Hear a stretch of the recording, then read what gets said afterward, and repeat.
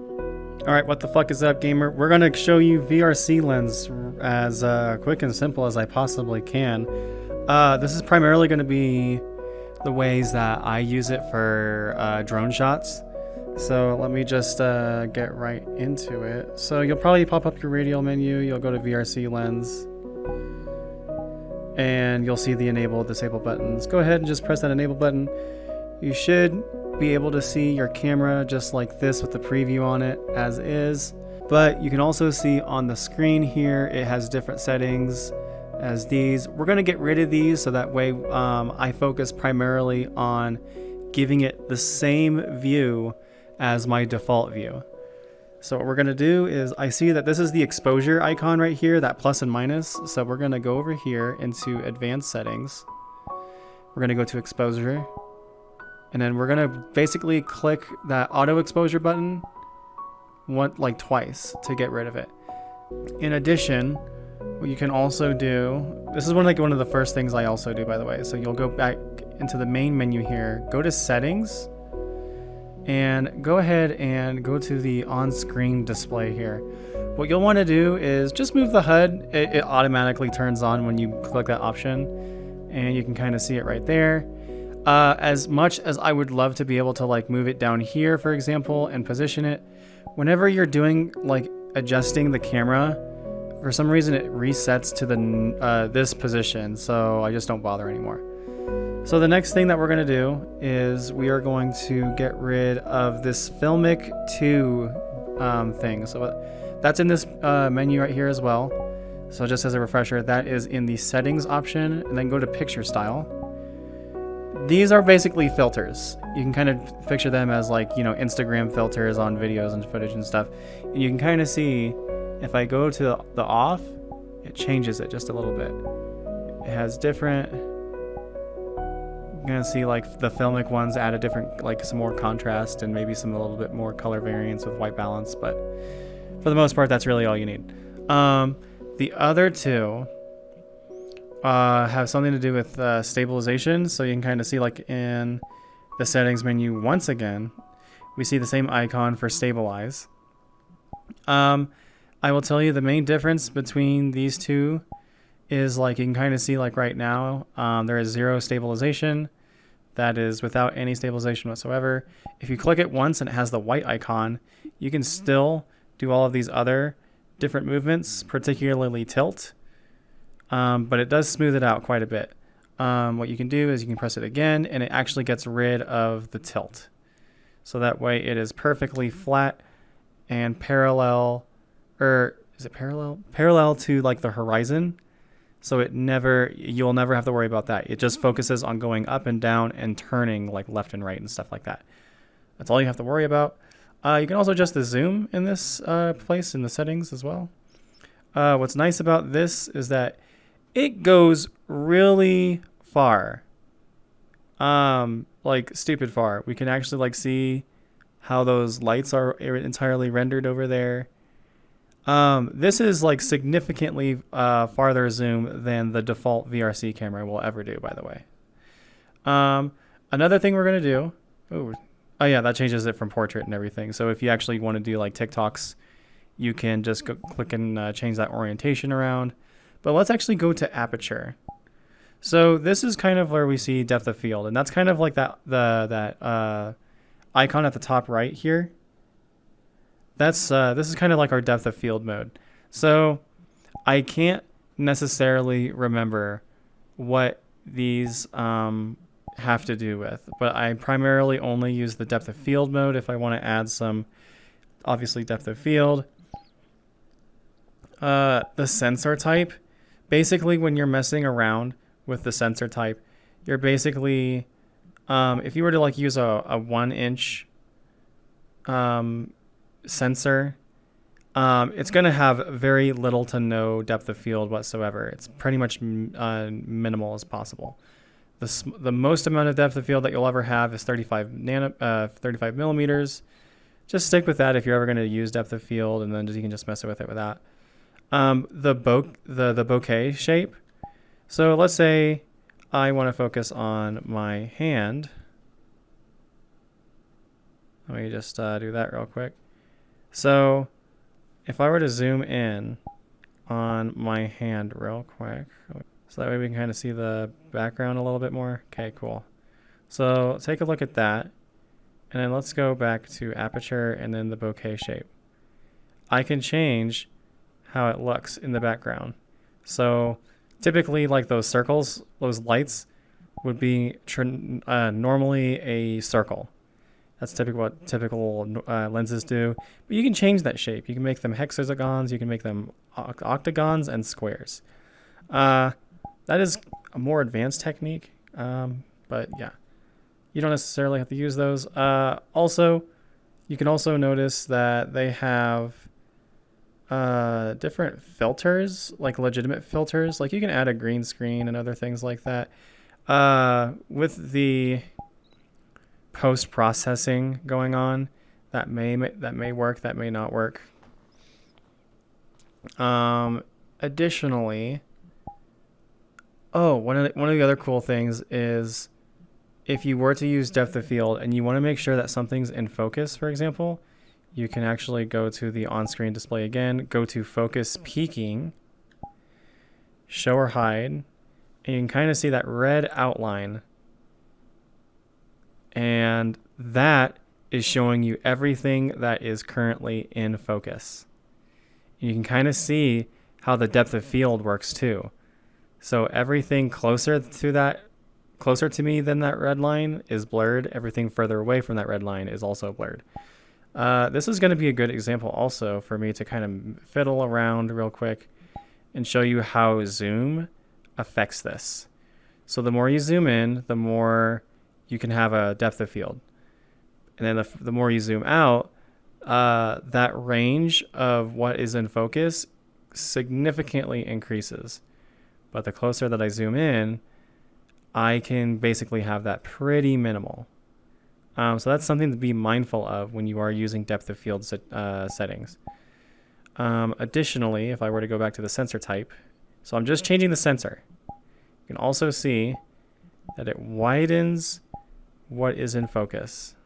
There's those increase and decrease buttons. I never use them. Never use them if I'm doing, but sometimes it's good to do.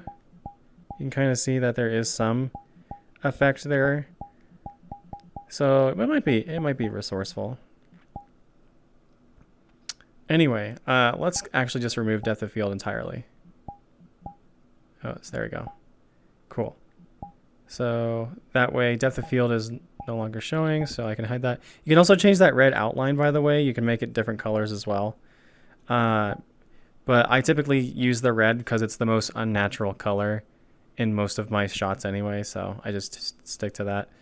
So this right here, when your screen is showing this, that is when you have pretty much identical.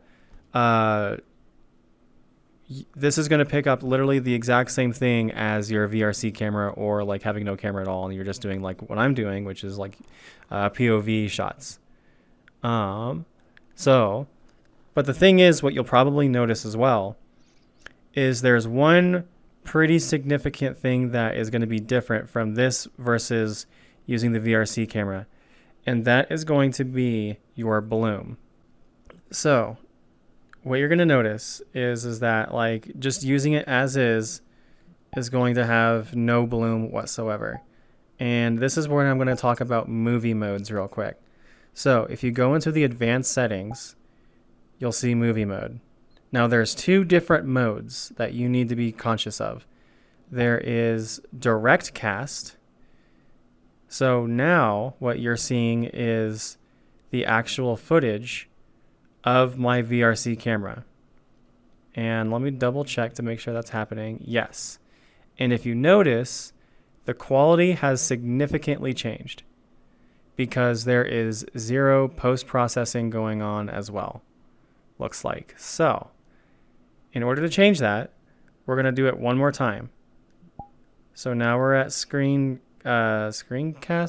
and you notice right away that it goes straight back to my POV. And how this works is we have to use our stream camera. And I think that's maybe what stream SC means. But if you notice now, so I have my stream camera out right now, and it's basically, I don't know how this necessarily works, but now you can kind of see that the post-processing and the bloom are all back. This is directly what you were seeing previously. And yeah, this is primarily what I do. Keep in mind, I haven't tried out the new VRC camera update, but apparently they've significantly optimized it. So I hope this issue where using the stream camera option doesn't drop my frame rate nearly as much, because basically what it's thinking about is like, oh, there are two cameras out and now I have to render two things at once, but one of them just isn't showing visually. So I don't know what's going on there, but hopefully the newest update has fixed that issue. That is something to be conscious of. So this mode right here, the stream camera mode, is how I typically do all of my footage. And I'm gonna remove that just for educational purposes here. So let's just double check I'm good there. Okay. So theoretically, let's just say that this is the stream camera and that's what it's gone right now. So everything here, it should just copy everything from what your VRC camera was showing onto that. But don't worry, none of that will show up in your footage. So your camera literally doesn't show, or like your actual recorded footage doesn't show any of that like camera stuff right there. That is all hidden away. That is literally only client side. Well, like not even client side, but like I guess VR side. But yeah. So let's theoretically say that the stream camera is still going on and I have this part right here is directly broadcasting onto the monitor. So what I'm going to do is now I'm going to fiddle with the camera itself and trying to use it as a drone. So we're going to go back to the main menu here. We are going to go to our drone setting here. And you'll see a few options here. The first thing that I do first and foremost is I drop it. So now that I've dropped it, you will notice that the camera is now anchored to the world. And we know this because I can move around and I can still see it right there. So at this point, everyone should still be able to see this camera, by the way. It's only when you start to move the camera that people no longer see it. So now you click the move camera option. You have those four options here. And now you can go forward, backward, left, and right. But obviously we need to do a little bit more, and you kind of see it actually right over there too. But you can kind of see we're still kind of limited in what we do, and then it looks like there's a little bit of an angle on it, so it's not going perfectly straight. It's actually going up at an angle. So what we're going to do is let's say we want to do like a shot that's right behind me. So let's move it back. Okay, that looks good. And now I'm like too far to the left, so I want to move myself. So we're going to go over and then we're going to change the angle. And we're just going to do that. And then we'll just make a couple of other little additional adjustments here. Maybe I want to add some zoom.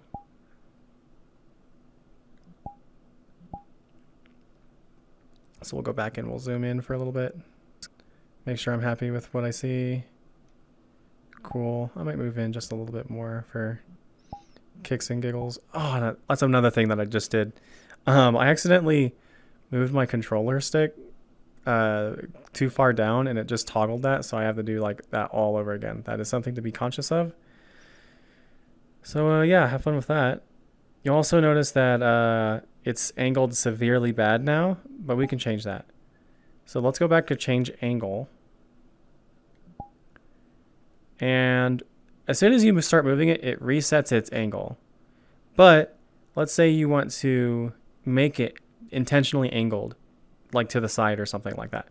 What you're going to do, you'll want to make sure that your expressions are still, your hand gestures expressions are still enabled. If you disable them, through the VR chat client, this will not work. But if you do it from an avatar standpoint, it will still work. So what we're going to do is, obviously we can only go left, right, up, and down. But if I think it's finger gun. Yes. So if you finger gun on the other hand that you're not using, you can tilt the camera as so. But make sure that you lock it with the trigger to close it. Because if you don't, and you let go of the gesture, it resets. So finger gun one more time. Angle it. Lock it with the trigger button. And then you can move it. It'll permanently stay there now, so that's good. So what we're going to do now is I'm going to show you a couple of other things. There's this other option here called hand rotate. So what that does is that now the camera turns based off of my movement with my hand. However, it is still anchored over there where I initially put it, and you can kind of see that too. So what this allows you to do is, let's say you want to do like a moving drone shot. So now I can move the camera as is, and now I'm going to use my hand to steer. You can also kind of see that I can tilt it free willy-nilly, and it does exactly what I want it to do. This is a nice technique if you can really nail it. This is, if you were going to do, for example, like music videos with a lot of elaborate camera movements, I would recommend that you are only serving as a camera operator in this fashion. If you are trying to act and doing this at the same time, something is going to almost 100% mess up and fail. So just be mindful of that. Another thing that you might have noticed or might have put together is that, let's go back to the settings. So I still have hand rotate on, right? I can also use stabilize with that. So it stabilize, I don't think it really changes because it's still mostly stabilizing anyway. But if we do it one more time, now I can hand rotate without it tilting. And it still is doing the exact same thing that I wanted it to do earlier. So I'm going to go back to the move camera option. And now, oh, there we go. And now I can move it, and now it will not tilt whatsoever. But keep in mind, like when you're in this kind of a mode, you have to be focused on stabilizing that hand as much as possible. And if your hand loses tracking, well, guess what else happens? Also keep in mind, some worlds may not like VRCLens at all. Some may like it, and then some may not like the default VRC camera. You've probably experienced this to some extent. For some reason, the VRC camera it renders things a little bit differently than the normal VRC camera. So just be aware that it may not work out, and just experiment with it. You'll see. All right, let's go to tracking. So we're going to go to tracking here. This is where we can actually have the camera follow a certain point. And these are fixed points, by the way, so for the most part. So I'm going to drop a pivot, and I forget which hand it goes on. Looks like it goes onto the opposite hand. So now, where that was, I guess it's where the pointer is, that little pointer thing that you can interact with the camera on. Yeah, that's where it drops it. So now if I were to track the pivot, it now will permanently focus on that. And I can move the pivot and it follows the pivot. I will tell you right now, the settings on how to move the pivot are weird.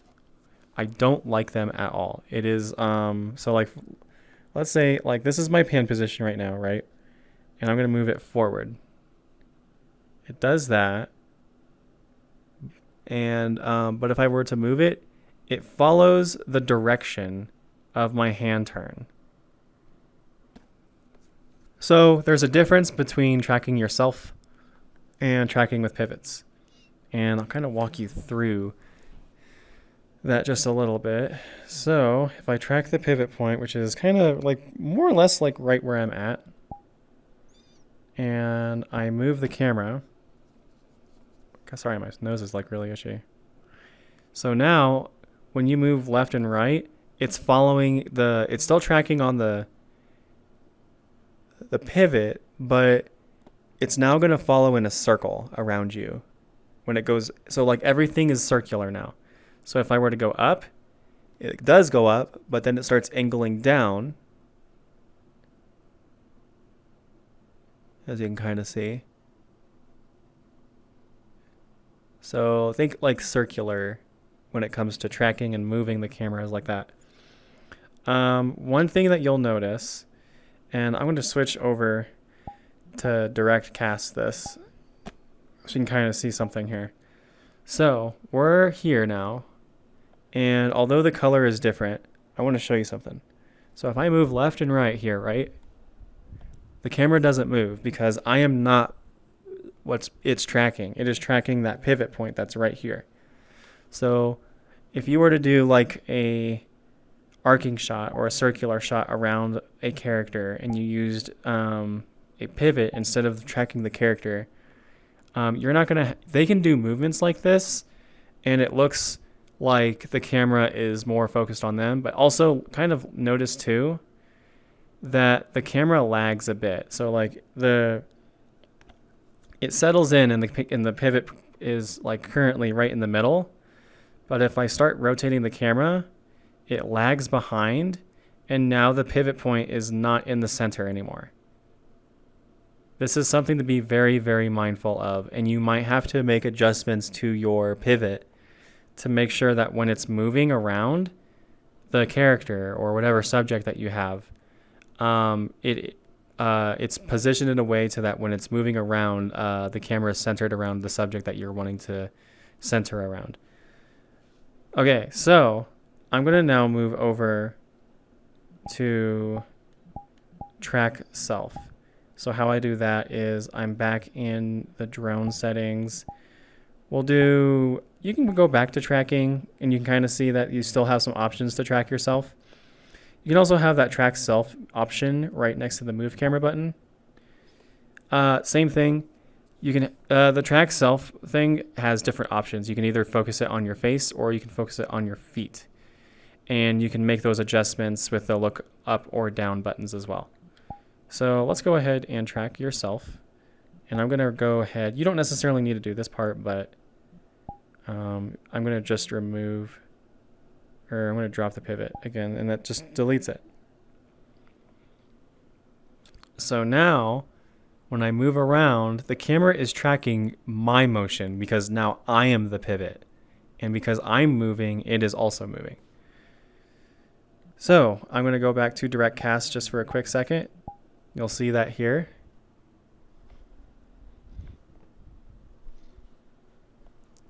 This might be a nice technique to use in some settings. It's a personal choice. Just be mindful of that. But if I were to do the exact same thing and do an arcing shot, and I were to, move around and stuff, you'll probably notice it also moves, and I can go like down and it follows me. Like it's a lot more dynamic when it actually moves around, and it does look like the camera is far more interactive and maybe has like a little bit more of a human element to it versus a mechanical. Let's see. More or less, that is it. Let's see what focus is. Oh, you know what? Okay, so I'm going to go and show you something real quick as well. So we have focus as well, and we kind of touched on it a little bit. So let me go back, and I'm going to enable the depth of field. So, and then I'm also going to enable the focus peaking one more time. Okay, so you can kind of notice that the camera, on the camera, you see that button right there. So we're going to touch myself. So now I'm in focus, and clearly I am in focus. So, what we're going to do is I'm actually going to go back to the advanced settings and go to focus. So now I have avatar focus here, and I want to do that. So what it's doing now, I can't remember what the white and yellow versions mean, but I think I primarily use the yellow one. But what this means is that no matter where I move the camera now, or no matter what I tap over here, so like I'm tapping the light right now, and it's permanently locked on focusing on me. So that's pretty nifty. This works really well. The reason that this is important is, let's say you want to use a depth of field shot on a character or a subject. And this only works for you, by the way. You can't make this work on anything else. So that's why it's avatar specific. If you were to do this and you were to do a drone shot and you were to move forward and backward, that depth of field continues to dynamically adjust to the focus point. And you can kind of see how it's kind of like interacting, and then like the depth of field gets smaller and smaller, but as I pull out, it gets bigger and bigger. But it's still locked on to me. And also, if I were to change where I am in the shot, so now let me move, it follows me, and you can kind of see that too. That is a very, very neat feature. You might like having the red focusing lines on because in the heads-up display that I'm currently seeing right now, it is really hard to, like without it, it's really hard to tell if something's in focus or if it's not in focus. And I've had to go back and redo things simply because it wasn't in focus and I thought it was. So let's go back to VRCLens. But yeah, that's more or less that aspect as well. Another thing that I personally like using is the grid. Primarily just for lining up things. This is how I also do match cuts. And just as a refresher, match cuts are basically like, imagine me taking a shot like this and then doing a like literally identical shot, but in a different setting. Or maybe I swap out avatars and I do a different thing. This is how I line those up. And I'm just like, okay, so like, for example, like right now, my entire head with my hair in the back is centered into like that middle box. So I can use that. I can also use additional cues like, okay, so like the house, the top of the house is like right in the middle of that box on the left. Obviously it's still tracking me, but like you can kind of get the idea. If this was a locked camera right now, that's kind of what it would do.